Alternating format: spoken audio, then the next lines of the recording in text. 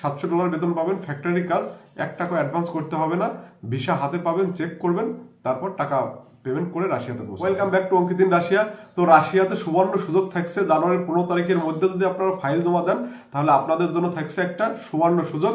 1 টাকা অ্যাডভান্স করতে হবে না, ফ্যাক্টরির কাজ তো আপনারা জানেন যে ইনডোর ওয়ার্ক, মোটামুটি ভাবে কষ্ট কম, আউটডোর ওয়ার্কের থেকে কিন্তু ফ্যাক্টরির কাজে অনেকটাই কষ্ট কম, ঠান্ডা থাকে না। তো আপনারা ফাইল জমা দিতে পারেন জানুয়ারির 15 তারিখের মধ্যে। বেতন হচ্ছে $700 সমপরিমাণ বাংলাদেশি টাকা। তো আপনারা হিসাব করে দেখতে পারেন যে $700 সমপরিমাণ বাংলাদেশি টাকায় কত আসে। অনেক টাকা, কিন্তু এত টাকা কিন্তু বেতন রাশিয়াতে বর্তমানে নাই বললেই চলে।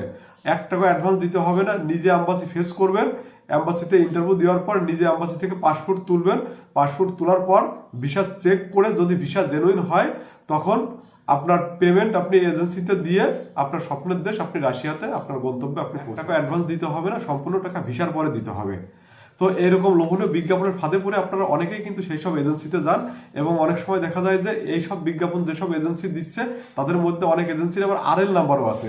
তো যখনই দেখেন যে এজেন্সির আরএল নাম্বার আছে তখন তো আপনারা 100% বিশ্বাস করেন যে আরএল নাম্বার যেহেতু আছে তখন এই এজেন্সি ফ্রড করবে না। এইটা হচ্ছে আপনাদের সব থেকে ভুল ধারণা যে আরএল নাম্বার আছে এজেন্সি ফ্রড করবে না।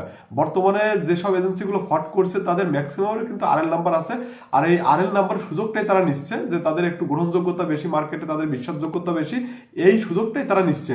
তো আপনারা যখন দেখবেন যে এজেন্সির আরএল নাম্বার আছে, অ্যাডভান্স নিচ্ছে না, তখন আপনারা এজেন্সিতে যাবেন, গিয়ে দেখবেন যে সত্যি তারা 1 টাকা অ্যাডভান্স নিচ্ছে না। কিন্তু তাদের একটু শর্ত আছে। শর্ত হচ্ছে কি, আপনারা ফাইল জমা দিতে হলে আগে আপনাদের মেডিকেল করতে হবে, মেডিকেলে যদি ফিট হন তবে আপনারা ফাইল জমা দিতে পারবেন। খুবই সুন্দর ক্রাইটেরিয়া। আপনারা ভাবলেন যে বাহ, এই এজেন্সির ভিতর তো অন্য কোনো উদ্দেশ্যই নাই, যদি আমরা মেডিকেলে ফিট থাকি তাহলে ফাইল জমা দিতে পারবো, আর ফিট হলে তো আমরা ফাইল জমা দিতে পারবো না। তো আপনারা ফাইল জমা দেবেন, মেডিকেল করবেন, কিন্তু মেডিকেল করতে গেলে তখন দেখবেন যে আপনাদের নিজেদের মতো আপনারা মেডিকেল করতে পারছেন না, অন্য জায়গা থেকে এজেন্সির নির্ধারিত ডায়াগনস্টিক সেন্টার থেকে আপনাকে মেডিকেল করতে হবে, এবং মেডিকেল ফি বাবদ আপনাকে মোটামুটি ভাবে 15 থেকে 20,000 টাকা মতো চাওয়া হবে। এইটাই হচ্ছে মেন পয়েন্ট। মোটামুটি ভাবে এই অ্যাডভান্স যেহেতু নেবে না, এই বিজ্ঞাপন দেখে ধরুন 200 জন লোক গেল এজেন্সিতে ফাইল জমা করার জন্য। নির্ধারিত ডায়াগনস্টিক সেন্টার থেকে আপনারা মেডিকেল করলেন, ধরুন আপনারা 200 জন মেডিকেল করলেন, আপনারা বিজ্ঞাপন থেকে 200 জন লোক গেলেন, 200 জন মেডিকেল করলেন। মেডিকেল করানোর পর দেখা গেল যে যখন আপনারা মেডিকেল রিপোর্ট হাতে পেয়েছেন তখন দেখা গেল যে 150 জন আপনারা মেডিকেলে আনফিট, কিন্তু আপনারা কারোর সাথে কারোর যোগাযোগ নাই, আপনারা বুঝতেও পারছেন না। আপনাদের এক একজনের এক একদিন আপনাদের মেডিকেল করাবে, দেখা গেল যে মেডিকেল হয়েছে আপনি মেডিকেল আনফিট, আপনাকে বললো যে মেডিকেল আনফিট, আপনাদের ফাইল আমরা নিতে পারছি না, কারণ মেডিকেল আনফিট হলে রাশিয়াতে গিয়ে আপনাকে ব্যাক করতে হবে। আপনিও দেখলেন যে হ্যাঁ মেডিকেল আনফিট, তাহলে আর কি করার, আমি মেডিকেল করছি, আমার এই টাকাটা এখন লস গেল, লস গেলে তো কিছু করার নাই। তবুও এজেন্সি ভালো, আগে থেকে আপনাকে বলে দিল যে আপনি মেডিকেল আনফিট, রাশিয়াতে যাওয়ার পর ঝামেলা হতে পারে, তাহলেও এজেন্সি ভালো। আপনি কিন্তু আর এজেন্সিকে আপনি খারাপ বলার কোনো সুযোগ নাই। এইটা হচ্ছে এজেন্সির মেইন ব্যবসা।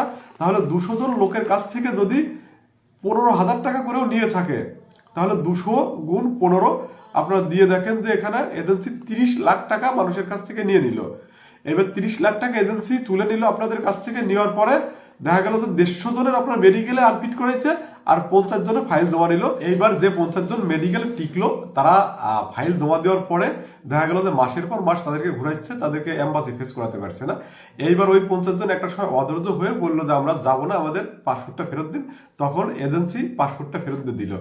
তাহলে 200 জন লোকের কাছ থেকে এজেন্সি টাকা নিলে হচ্ছে 15,000 করে, যদি টাকা নেয় 15,000 হচ্ছে 30 লাখ টাকা।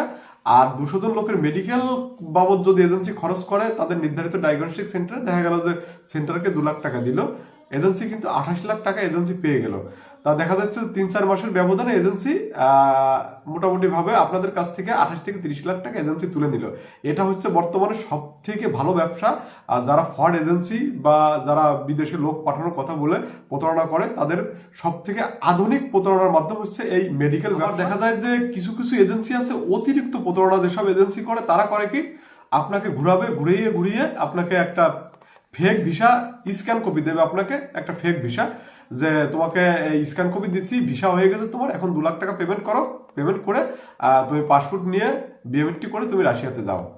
এইবার আপনি দেখলেন যে আমার তো স্ক্যান কপি হয়ে গেছে, ওই স্ক্যান কপি এমন ভাবে স্ক্যান করা ওটা দেখে কেউই বুঝতে পারবে না যে আপনার ভিসাটা ফেক না জেনুইন। তো আপনি ভাবলেন যে আমার যেহেতু ভিসা হয়ে গেছে তখন আমি 2 লাখ টাকা পেমেন্ট করি। ওই 2 লাখ টাকা আপনি পেমেন্ট করলেন, আর জীবনেও আপনি রাশিয়াতে যেতে পারলেন না, ওই ভিসাতে কখনোই আপনি রাশিয়াতে যেতে পারবেন না। এটা হচ্ছে যারা একটু বেশি প্রতারণা করে তারা আবার এইটাও করে যে ফেক ভিসা দিয়ে 2 লাখ টাকা করে দেখা গেল যে নিয়ে গেল, দেখা গেল যে 20টা ভিসা দেখিয়ে 2 লাখ টাকা করে নিয়ে গেল, 40 লাখ টাকা তারা তুলে নিল আপনাদের কাছ থেকে। তো এটা হচ্ছে প্রতারণার বর্তমানে নতুন মাধ্যম, মেডিকেল আর এই ফেক ভিসার স্ক্যান কপি দেখিয়ে মানুষের কাছ থেকে টাকা হাতিয়ে নিচ্ছে, এরকম প্রচুর এজেন্সি আছে। ভিডিওটি করার একটাই উদ্দেশ্য হচ্ছে আপনারা এরকম সস্তা প্রতারণার ফাঁদে পড়ে আপনারা ফাইল জমা দেবেন না কোনো এজেন্সিতে। কোনো এজেন্সি যদি বলে যে 1 টাকা অ্যাডভান্স নেবো না, সেরকম কোনো এজেন্সিতে আপনারা ফাইল জমা দেবেন না। ফাইল জমা দিলে আপনাদের টাকা এবং সময় দুটোই কিন্তু নষ্ট হবে।